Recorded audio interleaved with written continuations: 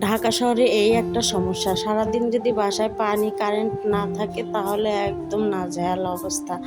তো আজকে আমাদের বাসায় পানি ছিল না, তো আমরা কি কি করলাম আজকে সব কিছু শেয়ার করব আপনাদের সাথে।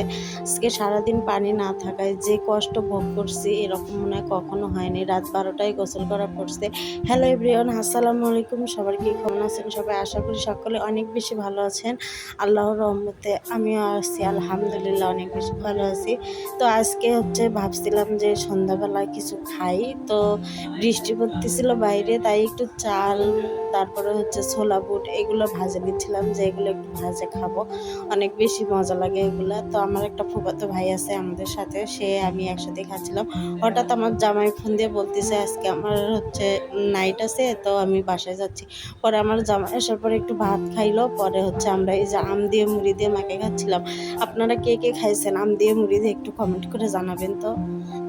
তারপর আমার ওই ফুফাতো ভাইটাকে বলছিলাম যে তুই মাখা। তো ওর পেঁয়াজ কাটা দেখে আমার তো সেই হাসি পাচ্ছিল, পরে বললাম দে, তুই পাবি না আমি পাবো। বলতেছিল যে আমি এটা কাটি। পরে ও একটা পেঁয়াজ কাটার পর আমি আরেকটা পেঁয়াজ কাটি এখানে, কারণ আর একটু কাটতে সমস্যাই হচ্ছিল। আর এগুলো আমার কাছে আগের ছিল, আমি তো কাটা বাছা করি সবসময়, তাই আমার কাছে ভালোই আগের ছিল।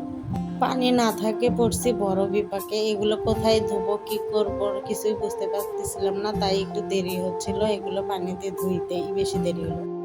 সব কিছু কাটাকুটি শেষে এখন এগুলো সুন্দর করে মাখা লাগবে, তো মাখার আগে এগুলো সুন্দর করে কাটা কুচি নিয়ে এগুলো ধোয়া লাগতেছিল, তাই একটু দেরি হচ্ছিল। তো সারাদিন পানি না থাকার কারণে এই পানিগুলো নিচে থেকে নিয়ে আসা হয়েছে এক বাসা থেকে, তো এগুলোই এখন আমরা খাবো, ব্যবহার করব কিছুক্ষণের জন্য। আর এগুলো আমাদের উপরে টাঙ্কি ঠিক করা হচ্ছে, তো সেই টাঙ্কি ঠিক হলে তারপরে আমরা গোসল করবো, খাবো, থাকবো।